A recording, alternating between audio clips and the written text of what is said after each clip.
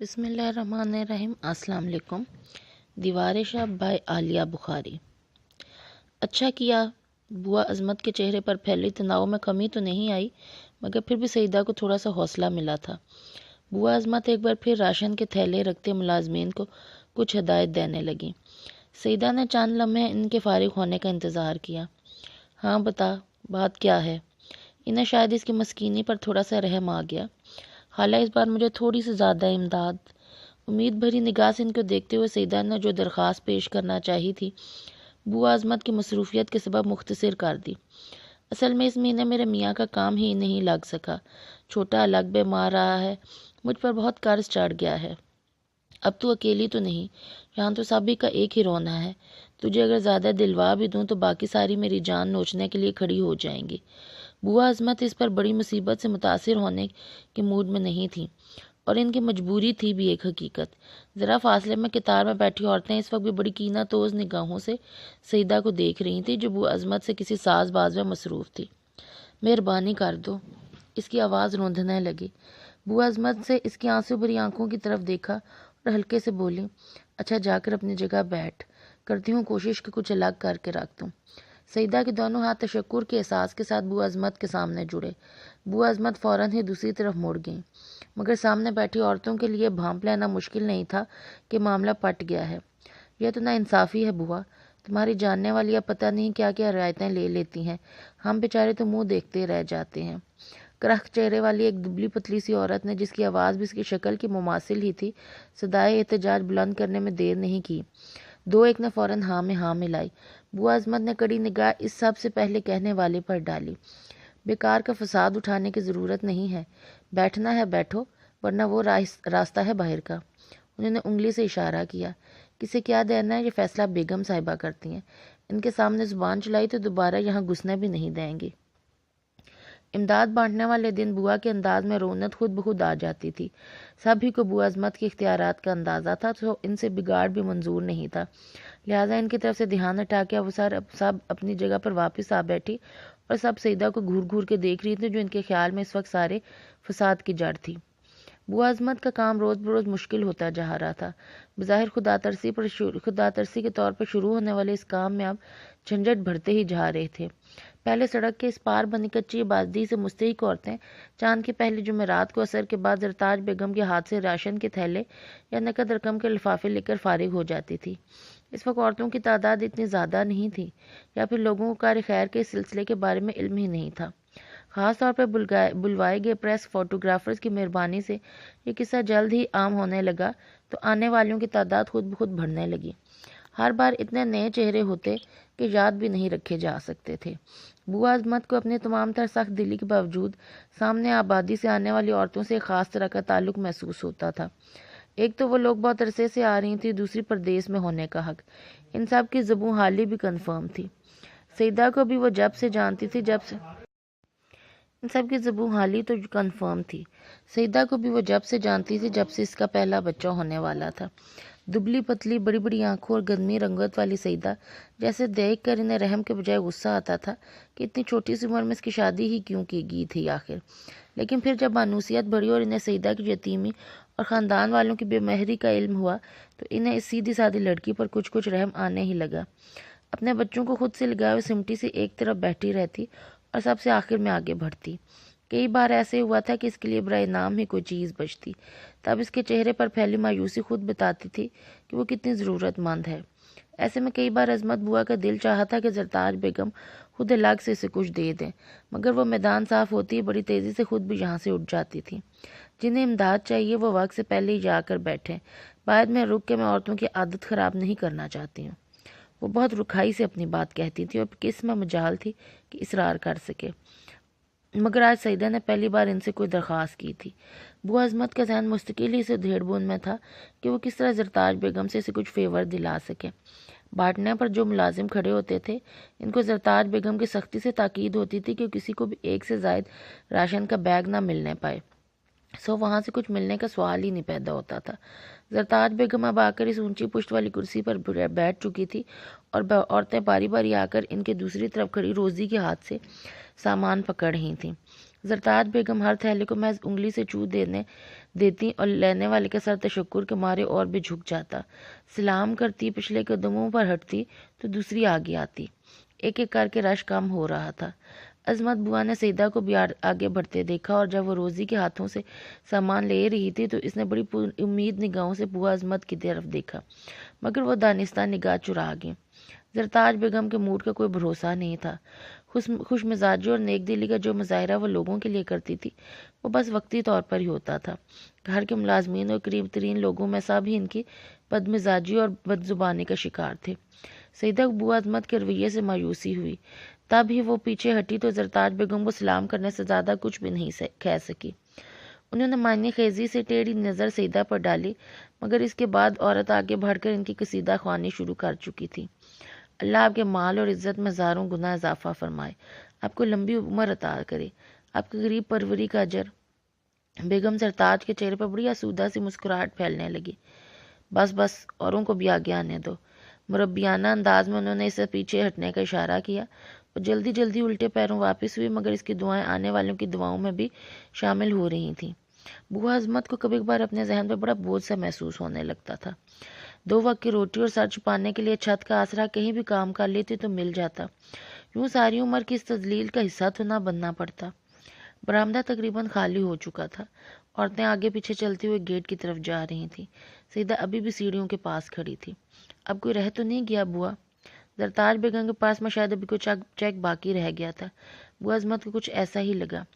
رہا تو کوئی نہیں ہے بیگم، مگر ایک لڑکی ہے بیچاری، بڑی مصیبت زدہ ہے۔ اگر اسے کچھ اور سفارشوں کا سلسلہ مت شروع کرو بوا، تمہارے جاننے والے نکلنے شروع ہو گئے تو کل کو یہ سارے بھی پتہ نہیں کس کس کو لیے چلے آئیں گے۔ میں یہاں قارون کا خزانہ لے کر تو نہیں بیٹھتی، اپنی اوقات میں رہا کرو۔ زرتاج بیگم نے کھڑے ہوتے ہوئے اچھی خاصی خبر لے ڈالی۔ عظمت بوا بالکل چپکی رہ گئی۔ گھر کے آدھے ملازمین یہیں موجود رہتے تھے۔ ان سب کے سامنے اس بڑھاپے میں بے عزتی ہونا خاصا تکلیف کا سبب بننا تھا۔ پتہ نہیں دل ہی دل میں وہ کتنا ہنسے ہوں گے۔ وہ یوں ہی شرمندہ سی کھڑی تھی، تبھی کسی نے اس کے کندھے پر بڑی محبت سے ہاتھ رکھا۔ ان کی تو عادت ہے، تم کیوں دل پر لیتی ہو بوا؟ بتاؤ کسے کیا دلوانا ہے؟ کچھ چیزیں میں نے پہلے ہی سے بچا کر رکھی ہوئی ہیں۔ بوا نے حیرت سے پاس کھڑی روزی کی طرف دیکھا۔ اس کے چہرے پر بڑی اپنائیت، بڑی چمک تھی۔ اور کیا ہم جانتے نہیں بیگم صاحبہ کی عادت کو؟ وہ تو اللہ بخشے مرحوم کے ہاتھوں کا شروع کیا ہوا کام ہے جنہیں یہ زبردستی نبھا رہی ہیں۔ ورنہ انہیں کہاں توفیق ہو سکتی تھی؟ پتہ نہیں کتنا دل جلاتی ہوں گی کروڑوں دولت میں سے چند ہزار فالتو خرچ ہو جانے پر۔ زرتاج بیگم کی ایک اور وفادار نے دل کی بھڑاس نکالی۔ یہ تو اس قابل بھی نہیں کہ ان سے فالتو بات کی جائے۔ ہماری وفاداریوں کی تو ذرا بھی قدر نہیں ہے۔ دل تو چاہتا ہے کسی وقت لات مار کر چلے جائیں اس کی نوکری کو، بس مرے ہوئے مالک کا لحاظ آ جاتا ہے۔ سارے ان کی دلجوئی کے خیال سے اپنے دل کی بڑھاس نکالتے رہے۔ روزی، عنایت اور تو اور وہ منہ چڑھا ڈرائیور راجو بھی، جسے عام طور پر زرتاج بیگم کے سب سے زیادہ قریب تصور کیا جاتا تھا، سب ہی عظمت بوا کی دلجوئی کے لیے پیش تھے، حالانکہ وہ ان سب سے کتنی نالا رہتی تھی، اور روزی غریب سے تو سیدھے منہ بات تک نہیں کرتی تھی۔ ذرا سی دیر کے لیے بوا عظمت کو شرمندگی ہوئی، مگر اپنے سے کہیں جونیئر کے سامنے اظہار شرمندگی ان کے مسلک کے خلاف تھا۔ اچھا بس بھی کرو، کیا مجمع لگا کر کھڑے ہو گئے ہو سب؟ میں کون سا مری جا رہی ہوں جو سب افسوس کرنے کھڑے ہو گئے ہو؟ اور روزی لے کر کیا دے رہی تھی؟ ان کی آواز میں وہی مخصوص تنتنا لوٹ آیا جس کے وہ سب عادی تھی۔ مسکراتے ہوئے سب ادھر ادھر ہو گئے۔ سیدہ اب سیڑھیوں کے پاس نہیں تھی۔ کچھ جھگڑا سا بڑھتے دیکھ کر وہ خود ہی وہاں سے ہٹ کے دیوار کے پاس کھڑی ہو گئی تھی۔ روزی نے اندر سے لا کے ایک بڑا شاپر عظمت بوا کے حوالے کر دیا۔ اس میں وہ چیزیں تھیں جو امدادی بیگ تیار کرتے ہوئے روزی نے ادھر ادھر کی تھی، چند ایک گھی اور تیل کے پیکٹ، شکر، دالیں، چائے کی پتی۔ عظمت بوا نے ایک نگاہ میں ساری مالیت کا اندازہ لگایا۔ اتنی ساری چیزیں کب اڑا لی تو نے؟ تھوڑی تھوڑی کر کے جمع کی ہیں خالہ، ایک بار میں تھوڑی لی ہیں، بہت حساب کتاب کر کے دیتی ہیں بیگم صاحبہ۔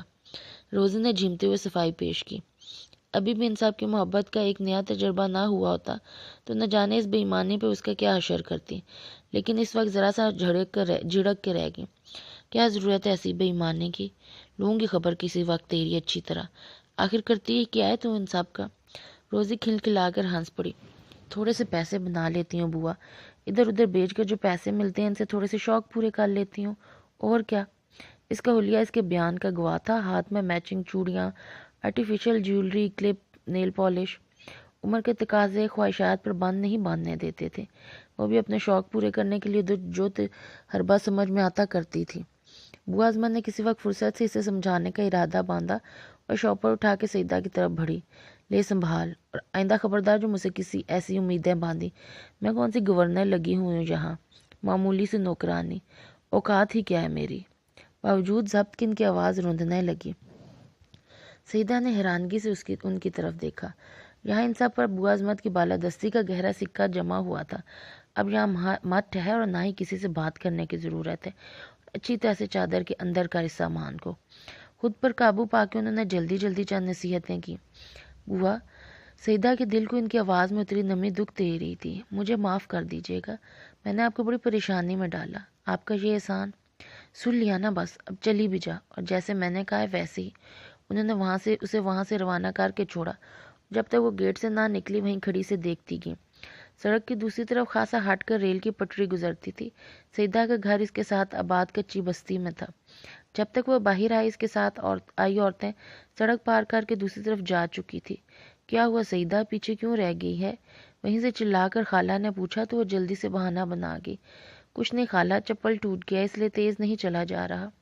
وہ نہیں چاہتی تھی کہ کوئی بھی اسے اس زائد سامان کے ساتھ دیکھے۔ وجہ معقول تھی، وہ سب لوگ بھی پھر سے چل پڑی۔ ویسے بھی اکٹھا ہونے کی ایکسائٹمنٹ آتے وقت ہوتی تھی، جاتے وقت ہر ایک کو جلدی ہوتی تھی۔ گھر میں اکٹھا سامان لانے کی خوشی قدموں کی رفتار کو تیز اور تیز کرتی۔ چند دن قدر بے فکری سے پکایا اور کھایا جا سکتا تھا۔ خود سیدہ کو بھی تھوڑی سی بے فکری حاصل ہوئی تھی۔ گھر میں کھانے پینے کا سامان ختم تھا۔ آج صبح محلے کے دکاندار نے مزید ادھار دینے سے بھی انکار کر دیا۔ پڑوس سے آئی چاولوں کی پلیٹ اس نے بچوں کو کھلا دی، اور خود بھوک کے چپتے ہوئے احساس نے کسی کمی کا احساس دلایا۔ دال، روٹی، کھچڑی، میٹھا پراٹھا، کھانے کے لیے کتنی ساری چوائس اب اس کے پاس تھی، اور بعد میں گرم گرم میٹھی سی چائے۔ اس کے منہ میں سوچ کر بھی پانی آنے لگا۔ حالانکہ فوری طور پر اپنا قرضہ اتارنے کے لیے اسے نقد رقم نہیں ملی تھی، مگر اب اسے اتنی پرواہ بھی نہیں تھی۔ آج صبح ہی سلائی کے لیے 2 سوٹ آئے تھے۔ پیٹ بھر کر کھانا کھا لینے کے بعد وہ ان دونوں سوٹوں کو بڑی آرام سے تھوڑی ہی سی دیر میں سی سکتی تھی۔ تھوڑا سا ادھار تو ان کی سلائی سے چکایا جا ہی سکتا تھا، اور پھر کیا پتا کل پرسوں میں اور سلائی آ جائے، ورنہ کوئی اور کام بھی ڈھونڈا جا سکتا ہے۔ امید کی ننھی ننھی کرنیں بڑا حوصلہ بخش تھیں۔ سامان کے اس بھاری سے شاپر کو اٹھا کر چلتے ہوئے اسے ذرا بھی تھکاوٹ کا احساس نہیں تھا۔ آج وہ دونوں بچے پڑوس میں چھوڑ کے آئی تھی، اب ان کا خیال بھی بے چین کر رہا تھا۔ چھوٹا تو یقیناً رو رو کر بے حال ہو رہا ہوگا، وہ اس کے بغیر رہتا ہی کہاں تھا۔ اور وہ جو کہیں بیٹھا مٹھی کھا رہا ہوگا تو پتہ نہیں کسی نے دیکھا بھی ہوگا یا نہیں، مگر یہ سب کتنا بھلا لگ رہا تھا۔ سیدہ نے پچھلے کئی دن سے چائے گھٹا ٹو مایوسی کے خیال تک کو قریب آنے سے روکا۔ شکر ہے تیرا میرے مولا، اس کا رواں رواں شکر گزار ہو رہا تھا۔ بھلا پیٹ بھر کے کھانا مل جانے کا شکر بندہ صحیح طور پہ ادا کر بھی سکتا ہے یا نہیں۔ سلمان کے سسرال والوں نے اس ویکنڈ پر کھانے پر بلایا تھا۔ دعوت سلمان کے ذاتی موبائل پر دی گئی۔ آپا گل نے جب سے سنا بے حد برا مان رہی تھیں۔ یہ کیا طریقہ ہے؟ گھر پر فون کر کے امی اور ابا کو مدعو کرنا چاہیے تھا۔ سلمان کو الگ بے شک ایک فون کر لیتے۔ شاکرہ بیگم بیڈ پر کوئی سوٹ پھیلائے بیٹھی تھی جن پر کام بننے جانا تھا، مگر وہ اس وقت ان میں قطعی دلچسپی لینے کے موڈ میں نہیں تھی۔ یاد ہے امی، میرے سسرال کو جب آپ نے دعوت دی تھی ہمیشہ میری ساس سسر کو ہی فون کرتی تھی۔ تھوڑا سا سوچ کر اپنے گھرانے کی ایک بھلی روایت انہوں نے ڈھونڈ ہی لی۔ شاکرہ چچی نے ایک سیدھی سانس بھری۔ ہم جیسے سیدھے سادے لوگ اب کہاں ملتے ہیں، اور دیکھ لو کس بات کی قدر کی ان لوگوں نے، الٹا تمہاری زندگی عذاب بنائے ہوئے ہیں آج تک۔ سچ کہتی ہیں، نیکی و شرافت کی تو کوئی قدر ہی نہیں ہے آج کل۔ آپا گل کے چہرے پر مظلومیت کے آثار نمایاں ہونے لگے۔ زویا اور جویا دونوں ہی کمرے میں موجود تھی، کوشش کے باوجود ہنسی ضبط نہ کر سکی۔ کیوں، ہنسنے کی کیا بات ہے؟ کوئی لطیفہ سنا دیا میں نے؟ انہوں نے تیکھی نگاہوں سے دونوں بہنوں کی طرف دیکھا۔ نہیں آپا، لطیفہ بیچارہ تو من گھڑت ہوتا ہے۔ زویا نے مسکراہٹ پر قابو پانے کی ناکام سی کوشش کی۔ تم دونوں سارا لحاظ کھوتی جا رہی ہو، بڑے چھوٹے کی کوئی تمیز ہی نہیں رہی، ساری ڈھیل آپ کی دی ہوئی ہے۔ انہیں والدہ ہی قصوروار محسوس ہوئی۔ اصل قصہ تو نپٹاؤ پہلے۔ وہ بیزار ہونے لگی بیٹیوں کی بحث سے۔ سلمان کے سسرال دعوت میں جانا ہے یا نہیں؟ نہ جانے کا تو خیر سوال ہی پیدا نہیں ہوتا۔ اپا گل تیزی سے واپس اصل موضوع کی طرف آ گئی۔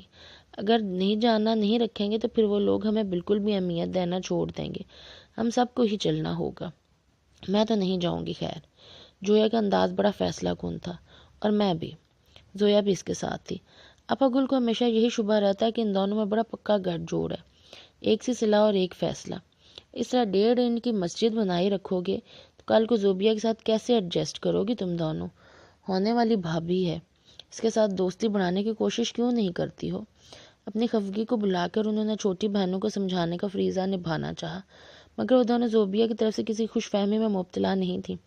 میری تو خیر انہیں شکل بھی یاد نہیں ہوگی۔ منگنی والے دن سلمان بھائی نے تعارف کرایا تو بس ایسی ہی سرسری سے انداز میں انہوں نے میری طرف دیکھا تھا۔ زویا کو اچھی طرح یاد تھا، اور ویسے بھی اگلے ہفتے میرے 3 ٹیسٹ ہیں۔ وہ انٹر سائنس پری میڈیکل میں پڑھ رہی تھی اور اپنی پڑھائی کا اس کے پاس ہر وقت ہی بڑا مضبوط جواز رہتا تھا۔ کوئی بات نہیں، جو دونوں گھر پر رہ لیں گی، ہم لوگ چلے جائیں گے۔ شاکرہ بیگم کو دیگر تفصیلات ڈسکس کرنے کی جلدی تھی۔ منگنی کے موقع پر ان کے ہاں سے اتنا کچھ آیا تھا، اب خالی ہاتھ جانا مناسب سو ان کے شایان شان کچھ انتظام کرنا بھی ضروری تھا۔ کسی اچھے سے ہوٹل سے کیک لے لیں اور کسی مشہور دکان کی مٹھائی وغیرہ، بس صرف یہی۔ وہ تھوڑی سی حیرت زدہ بیٹی کی شکل دیکھنے لگیں۔ تو پھر کیا لے کر جانا چاہتی ہیں آپ؟ سارے گھر والوں کے جوڑے اور کپڑے؟ ان لوگوں کے ہاں سے کتنا کچھ آیا ہے، اس کا کچھ تو بدلہ اتارنا ہی چاہیے۔ شاکرہ بیگم اس کے طنز پر چڑ سی گئیں، مگر آپا گل کا نقطہ نظر سراسر دوسرا تھا۔ اس چکر میں مت پڑیے کہ بدلہ بھی اتارنا ہے، جو بھی ان کے ہاں سے آ رہا ہے خاموشی سے رکھتی جائیے، سب ہی لڑکی والے بھیجتے ہیں۔ زوبیا کے ماں باپ تو ہیں ہی سب بے حد پیسے والے، اگر کچھ کر رہے ہیں تو ہم پہ احسان تھوڑے ہی ہیں۔ آپا گل کی تھیری بڑی سہل تھی اور اس پر عمل کرنے میں بڑی عافیت تھی۔ انہیں گھر میں سب سے زیادہ سمجھدار ویسے ہی تو نہیں سمجھا جاتا تھا۔ شاکرہ بیگم نے بڑی اطمینان بڑی نظروں سے انہیں دیکھا، بات پھر سے دعوت کے لیے اپنی ذاتی تیاریوں کی طرف مڑ گئی۔ آپا گل کو رہ رہ کر جویا کے وہاں نہ جانے کا افسوس ہو رہا تھا۔ زویا تو چلیں چھوٹی ہے ابھی، مگر جویا کو تو آنا جانا چاہیے، لوگوں سے ملے جلے گی تو اچھا رشتہ ملنے میں آسانی رہے گی۔ جویا نے فوراً ہی مڑ کر ان کی طرف دیکھا۔ میری فکر کرنے کی ضرورت نہیں ہے کسی کو، میں نے ایک بار منع کر دیا ہے نہ جانے سے۔ وہ اتنی سرد میری سے کم ہی کسی کو مخاطب کرتی تھی۔ کیوں نہیں کرنی فکر؟ کیا ہمیشہ یہیں بیٹھے رہنا ہے؟ میں تو کہتی ہوں امی۔ وہ خفا ہوتے ہوئے امی کی طرف مڑ گئی۔ کوشش کرنا چاہیے کہ سلمان کے ساتھ ساتھ جویا کی بھی شادی نہ سی، منگنی تو کم از کم ہو ہی جائے۔ آپا گل پلیز۔ جویا کو ان کی بات جتنی بے تکی لگی تھی اور اتنی ہی تکلیف دے بھی۔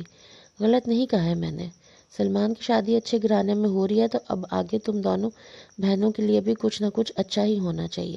خاندان میں تو کوئی لڑکا اس قابل دکھائی نہیں دیتا۔ انہوں نے اپنی اسی صاف گوئی کا مظاہرہ کرتے ہوئے، جس پر انہیں ہمیشہ بڑا فخر ہوتا تھا، جویا کے چہرے پر کچھ تلاشنا چاہا۔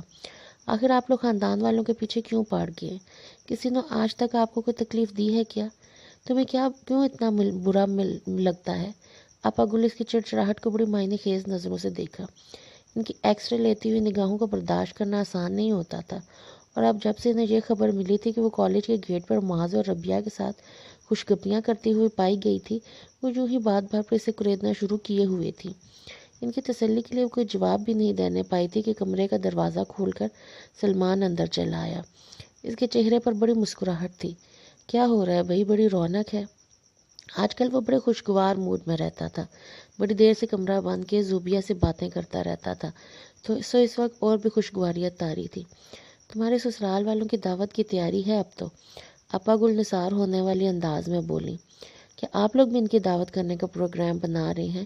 مگر گھر پر مت کیجیے گا، کسی ہوٹل وغیرہ میں ارینج کریں۔ وہ پھیلے ہوئے کپڑوں کو ایک طرف کر کے ان کے قریب بیٹھ چکا تھا۔ پہلے ان کی دعوت میں تو ہو آئیں، پھر ہم بھی کر دیں گے۔ آپا گل کو اس کا مشورہ پسند تو نہیں آیا تھا، مگر مصلحتاً بات کو ٹال گئی۔ سلمان کے چہرے پر الجھن سی نمودار ہونے لگی۔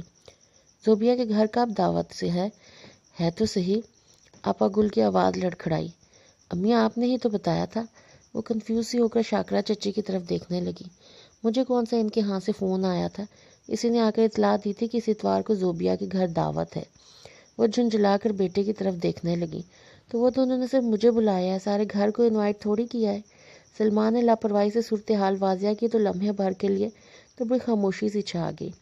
سب سے پہلے زوبیا کھلکھلا کر ہنسی، اور پھر جویا۔ آپا گل نے ایک قہر بھری نگاہ دونوں بہنوں پر ڈالی اور پھر جب ان کی ہنسی رکنے نہ پائی تو سلمان سے پہلے ان کی خبر لی۔ کس قدر خوشی ہو رہی ہے تم دونوں کو۔ ایسے ہی لوگ ہیں جنہیں اپنی عزت کرانا نہیں آتی، مگر ہم تو بے حس نہیں ہیں۔ انہیں سلمان کی اطلاع پر حقیقتاً رنج ہوا تھا۔ تم نے کیسے قبول کر لی اس کی دعوت؟ صاف کہنا چاہیے تھا کہ سب گھر والوں کو بلاؤ تب میں آ سکوں گا۔ کمال کرتی ہیں آپا، ایسے کہا جاتا ہے کیا؟ ہائی سوسائٹی کے اپنے طریقے ہوتے ہیں، زبردستی پکڑ پکڑ کے ہر ایک کو نہیں پوچھا جاتا۔ سلمان کو دقیانوسیت کا یہ مظاہرہ ذرا بھی نہیں بھایا تھا۔ اور ابھی تو انہوں نے مجھے گھر پر انوائٹ کیا، ورنہ میں اور زوبیا اگر کہیں باہر بھی کھانے پر جائیں تو وہ لوگ اعتراض کرنے والے نہیں ہیں۔ اس نے اپنی امیر کبیر سسرال کی روشن خیالی کو مزید جتایا۔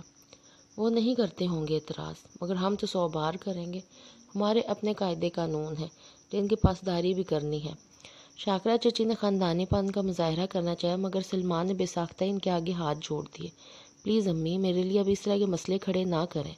زوبیا کے گھر والوں نے اگر ایسی باتیں محسوس کر لی تو سخت برا مانیں گے، اور ہمیں جو برا لگا اس کی تمہیں کوئی پرواہ نہیں۔ ارے اگر تم اپنے ہی گھر والوں کو عزت نہیں دلواؤ گے تو انہیں کیا پڑی ہے جو کل کو ہمیں پوچھیں گے؟ آپا گل کا رنج غصے میں تبدیل ہو رہا تھا۔ انہیں سلمان سے بڑی توقعات تھی اور اس کی منگنی پر سب سے زیادہ پرجوش بھی وہی تھی۔ میرے وہاں جانے سے گھر والوں کی عزت میں کیا کمی واقع ہو جائے گی؟ اور بعد میں بھی جب وہاں جایا کروں گا تو کیا سارا خاندان میرے ساتھ جایا کرے گا؟ وہ اتنی بے مروتی سے بات کر رہا تھا کہ جویا کو بھی افسوس ہونے لگا۔ منگنی کا سارا خرچ ان لوگوں نے اکیلے اٹھایا۔ آپ سب کو اتنے تحائف دیے، ہمارے ہاں کیا کچھ نہیں بھیجا، اور آپ لوگوں نے جواباً کیا کیا؟ ہمیں تو تم نے ہی منع کر دیا تو کچھ کرنے کی ضرورت نہیں ہے۔ شاکرا چچی کی آواز اس بار کمزور تھی۔ سلمان کے چہرے پر تنزیہ سے مسکراہٹ گہری ہونے لگی۔ اپنے فائدے کی بات تو آپ لوگوں نے فوراً ہی مان لی تھی، اب یہ بھی مان لیں۔ جب میں کہہ رہا ہوں اس کا سیل فون بج رہا تھا سو اپنی بات کہتا ہوا وہ کمرے سے باہر جا چکا تھا۔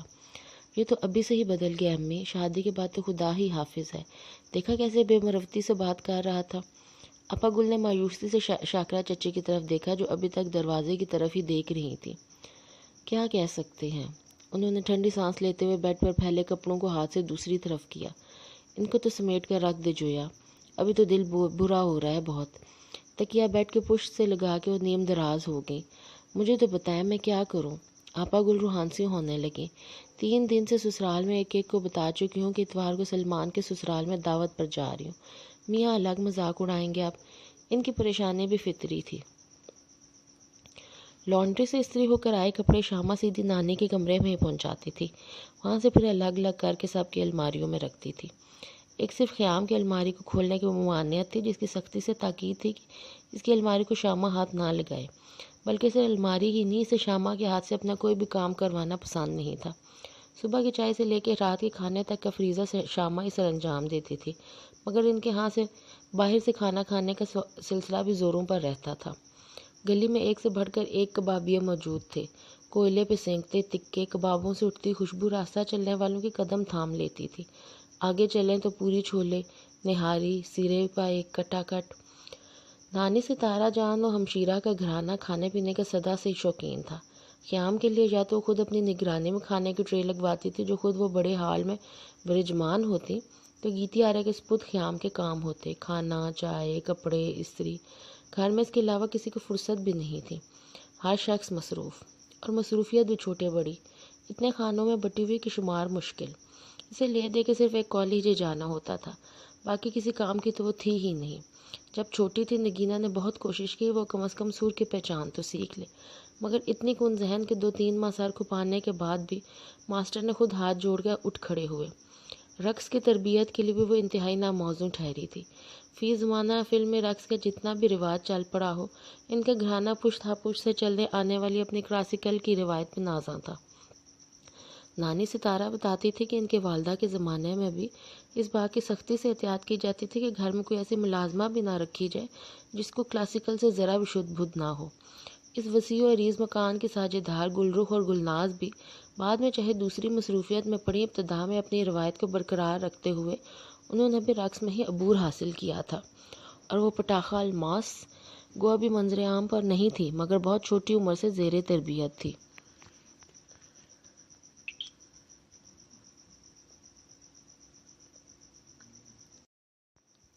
نگینہ کو گیتی آرا کے نکمے نکلنے کا بے حد دکھ تھا۔ نہ ہنر، نہ ذہانت، نہ غذا، ان کے انہی تین چیزوں کی مانگ تھی جو بڑے ٹھیک ٹھاک تناسب میں، یہ تینوں اجزاء آپس میں مل جائیں تو سمجھو بس وارے کے نیارے، ساری زندگی کا آسرا ہو جائے۔ لانڈری سے آئے کپڑوں کو الگ کرتی نگینہ سودوں سے آ کا گوشوارہ رقم کرتے ہوئے ٹھنڈی سانس بھری۔ خیر تو ہے، اتنی اداسی کیوں؟ ستارہ نانی کا ہاتھ پان لگاتے ہوئے ذرا رکا، حالانکہ سوال فضول ہی تھا۔ نگینہ اکثر ہی اداس اور نا امید ہی دکھتی تھی، پھر بھی وہ رہ نہیں پاتی تھیں۔ ایسی مایوس مت رہا کرو، ہنسو بھولو، بلا ہمارے یہاں اداسی کا کیا کام؟ کھیل تماشوں میں زندگی گزرتی ہے یوں۔ گھر گرہستوں والی بیزاری مت طاری رکھا کرو خود پر۔ دل میں ایک چبھن کا احساس تو جاگا، مگر ہنسی بھی بڑے زور سے آئی۔ صحیح کہہ رہی ہیں، ویسے یہ اچھے بھلے گھر بار لیے بیٹھی عورتوں کے ساتھ کیا مسئلہ ہے آخر؟ اتنی رعایتوں سہولتوں کے باوجود ان کے پاس خوشی کا فقدان۔ ان کی کہانیاں سنو اور پڑھو تو ایک سے بڑھ کر ایک مصیبت کی ماری لگتی ہیں، اوپر سے دم گھٹنے والا ماحول۔ کبھی کبھی تو رحم بھی آتا ہے اور کبھی ایسی جلن محسوس ہوتی ہے کہ اللہ کی پناہ۔ یوں ہی فضول مت سوچا کرو۔ نانی کا ہاتھ پھر سے پان بنانے میں مصروف ہو گیا۔ ویسے تو حسد کی آگ بھی بری ہے، مگر ہمدردی ہمارے کام نہیں چلتی۔ ہمارے یہاں آنے والے انہی شریف زادیوں سے بیزار ہو کر آتے ہیں۔ ہم نے ہمدرد دواخانہ کھول لیا تو چل گیا ہمارا کام۔ نانی نے اس کی طرف پان بڑھایا۔ ارے گھوڑا گھاس سے یاری کر لے گا تو پھر کھائے گا کیا؟ نانی ستارہ کے طرز گفتگو میں ایک خاص ادا تھی۔ ویسے تو بڑی روانی سے بولا کرتی ہے، مگر جب کوئی بات خاص طور پر سمجھانی ہوتی تو وہاں الفاظ پر ایک مخصوص انداز میں زور بھی دیا کرتے، ساتھ میں چہرے اور آنکھوں کے تاثرات بھی لہجہ بلہجہ بدل جاتے۔ قریبی سارے لوگوں کو اچھی طرح سے پتہ تھا کہ نانی ستارہ کی آدھی گفتگو تو خاموشی کی زبان میں ہی ہوا کرتی ہے۔ زندگی میں ملی مستقل ناکامیوں نے نگینہ کو ویسے ہی کٹھور اور تنگ دل کر دیا تھا۔ ستارہ جان کی نصیحت نے ایک بار اور یاد دہانی کروائی۔ مجھے کیا پڑی ہے کسی سے بھی ہمدردی کرنے کی اماں؟ یوں ہی ایک بات کہہ گئی۔ میری بلا سے دفان ہو ساری کی ساری۔ مجھ سے کون ہمدردی کرنے آیا تھا جب فیض علی خون تھوکتا ہوا یہ 2 لڑکیاں چھوڑ کر مرا تھا؟ وہ واپس اپنی فارم میں آ گئے۔ لہجے میں سارا گلہ اپنی ذات کے لیے تھا۔ خون تھوک کر مرے ہوئے فیض علی کے لیے بھی ذرا بھی رعایت نہیں تھی۔ نانی ستارہ جہاں نے ایک سخت سی نظر بیٹی پر ڈالی۔ اختلاف رائے کا بھی بڑا عجیب ہی سلسلہ تھا۔ فیض علی غریب تو بڑا بھلا شخص تھا، زندگی ہی کم لکھوا کر آیا، اللہ اسے غریب کی رحمت کرے۔ نگینہ نے بے پرواہی سے سر جھٹکا۔ اگر وہ زیادہ عمر لکھوا کے بھی آیا ہوتا تو اب تک تماش بینوں کے لیے پان بوتلیں ہی لا رہا ہوتا، اور کرنا کیا تھا اسے؟ اتنا مبالغہ بھی اچھا نہیں۔ خیر، دن بھر اچھی بھلی اپنی دکان چلاتا تھا ساز ٹھیک کرنے کا۔ ستار، ہارمونیم، وائلن، طبلہ، ہر چیز بگڑ کر اس کی دکان میں آتی تھی اور پھر جیسے دوبارہ جی اٹھتی۔ محلے والیاں آج تک کہتی ہیں کہ فیض علی جیسا ماہر آج تک پھر بھی محلے میں نہیں بیٹھا۔ نانی ستارے کو غریب طبیعت والے مرحوم داماد سے کبھی کوئی شکایت نہیں ہوئی تھی۔ برسوں پہلے کہیں سے پھرتا پھراتا فیض علی اس محلے میں آ بسا تھا۔ یہاں اس کی ہنر کی کچھ نہ کچھ قدر و منزلت بھی تھی، روزی روٹی کا آسرا بنتا تھا، سو یہیں بیٹھا رہا۔ نانی ستارہ نے کچھ سوچ کر نیچے بندی دکانوں میں سے سب سے چھوٹی دکان اسے بیٹھنے کے لیے کیا دی، وہ ان کا بندہ بے دام بن کر رہ گیا۔ 10 خدمات بلا عوض سر انجام دیتا تھا۔ تماش بینوں کی جوتیاں سیدھے کرنے کا تانا نگینہ اسے اس کے سابقہ کارکردگی کے سلسلے میں دیتی تھی۔ نگینہ کے منہ میں بڑا سا پان تھا، سو فوری جواب ممکن نہیں تھا، مگر چہرے کے تاثرات بتا رہے تھے کہ حسب معمول والدہ کے فیض علی کے لیے کہے گئے خیر کے کلمات برے لگتے ہیں۔ اسے فیض علی سچی بات ہے اس وقت بھی نہیں بھایا تھا جب نکاح نامے پر دستخط خط کر کے بہوش و حواس اسے قبول کیا تھا۔ آگے کی 4.5 سالہ ازدواجی زندگی میں بھی وہ دل بھر کر اسے بیزار رہی، اور اب جب سے اس دنیا سے رخصت ہوئے بھی برسوں بیت چکے تھے، تب بھی اس بھولی بسری یاد کے ساتھ تلخی کا احساس ہی جڑا ہوا تھا۔ یہاں تو ساری زندگی 3rd کلاس کے ڈبے میں ہی سفر کرتے گزری اماں۔ فلموں میں بھی یہی اوقات رہی، اور جو پھر راجہ بھو جائے تو وہ بھی گنگو تیلی ہی نکلے۔ اپنی بات پر وہ خود ہی بڑے زور سے ہنسی تھی۔ نانی ستارہ مسکرائیں تک نہیں۔ نگینہ کے ساتھ قسمت نے کچھ عجب ہی چکر چلائے رکھا تھا۔ صورت شکل کی اچھی خاصی تھی، خوب گورا رنگ اور بڑی بڑی آنکھیں، شخصیت کی کمزور پہلوؤں کو پس پش ڈالے رکھتی تھی۔ چاہنے والے بھی میسر آئے، بس یوں ہی اوپر سے۔ ایسی تگڑی پارٹی کوئی نہیں ٹکرائی جو جان وارنے کے دعوے کے ساتھ آنکھیں بند کر کے پیسہ اڑانے کا بھی جگر رکھتی ہو۔ اچھے وقت کا انتظار کرتے کرتے عمر کے بہترین سال ہاتھ سے سونے کے سکوں کے مانند پھسلنے لگے تو نانی ستارہ کو سچ مچ برے وقت نے گھیرا تھا۔ یہ وہی دن تھے جب فیروزہ انہیں چھوڑ کر جا چکی تھی اور اس کی طرف سے ایسی گہری خاموشی چھائی ہوئی تھی کہ اب واپسی کی امید بالکل مدھم ہو چکی تھی۔ انہیں لگتا تھا کہ اب نگینہ بھی بڑی بہن کے نقش قدم پر چلی کہ چلی۔ اپنی بےحد مضبوط شخصیت کے باوجود انہیں مستقبل کے بارے میں خدشات ستانے لگے تھے۔ اوپر سے فیروزہ کی جدائی، وہ بمشکل خود کو سنبھال رہی تھی۔ نگینہ کے پاس وہی ایکسٹرا کی لائن میں کھڑے ہو کر ڈانس کرنے کا کام آتا تھا یا پھر مشکل سے 2-4 لائن کا رول مل جاتا۔ گھر کے محفل البتہ اس کے علاوہ تھے۔ مزید آگے جانے کا 1% چانس بھی اب نظر نہیں آتا تھا۔ تب ہی نانی ستارہ نے بہت سوچ کر فیض علی کے پر احسان کرنے کی ٹھانی۔ اس کی حیثیت اب پرانے نمک خوار کی سی تھی۔ خود اپنے آپ کو اس نے کیا جواز دے کر مطمئن کیا اور یہ تو خدا ہی جانتا تھا، مگر جس طرح وہ چند سالوں میں ٹی بی کا شکار ہو کر ختم ہوا، اسے اس کی غیرت کے کھاتے میں ہی ڈالا گیا۔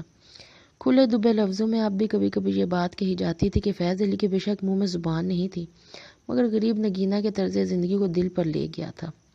نگینہ تک بھی اڑتی اڑتی باتیں پہنچتی ہی رہتی تھیں۔ سامنے کہنے کی تو خیر کس میں ہمت تھی، حوالہ دینے والے کو بھی بے نقد سناتی اور قبر میں پڑے فیض علی پہ بھی روز محشر دعویٰ ٹھوکنے کا اعلان کرتی۔ اس وقت بھی فیض علی کے حوالے سے اسے نہ جانے کیا کیا یاد آنا شروع ہو چکا تھا کہ ماتھے کے بلوں میں اضافہ ہی ہوتا جا رہا تھا۔ ایسے ہی عزت دار تھے تو لگا لیتے کہیں آلو چھولے کا ٹھیلا، یہاں کنجروں کے محلے میں آ کے بیچ بسنا ضروری تھا۔ میں تو حق بات کہتی ہوں اماں، جتنی آرام کی زندگی ہمارے گھروں کے مرد گزارتے ہیں اتنی دنیا میں کوئی مرد نہیں گزار سکتا۔ نرے کاہل، افیمچی، ہڈ حرام۔ خیام آج اتفاقاً جلدی کالج سے واپس آیا تھا۔ سیڑھیاں چڑھ کے اس نے سامنے کے رخ پر کھلتے محرابوں والے برآمدے میں قدم ہی رکھا تھا۔ پچھلے برآمدے پر بدسلیقی اور نحوست کا جیسا بھی راج ہو، بیرونی آرائش پر یہاں بے حد توجہ دی جاتی۔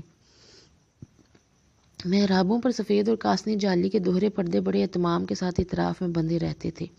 یہاں سے وہاں تک کا دبیز قالین، پیتل کے چمکتے ہوئے گملوں میں لگے ہوئے مصنوعی پودے، چھت سے نیچے کی طرف آتے ہوئے جھاڑو فانوس، دیواروں پہ لگی پینٹنگز اوپر آنے والوں پہ فوراً بڑا گہرا خوشگوار اثر چھوڑتے اور یہاں کے مکینوں کے بے حد کلچرڈ ہونے کے ثبوت دیتے۔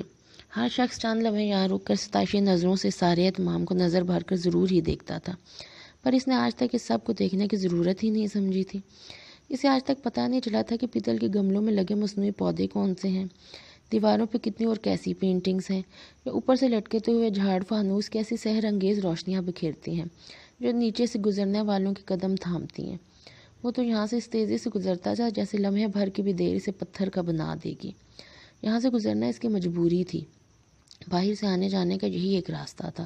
تھوڑے فاصلے پر جو دوسرا راستہ اوپر منزل کی طرف آتا تھا وہ نانے دلدار کے برآمدے میں گزرتا تھا، جو اس نے آج تک بھی استعمال نہیں کیا تھا اور نہ ہی کبھی کرنے والا تھا۔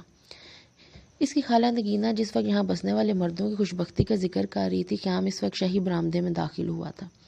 بالکل سامنے پڑنے والا ہال اس وقت بالکل خالی ہوتا تھا، مگر پھر بھی اس کی طرف دیکھنے سے بھی خوف کھاتا تھا۔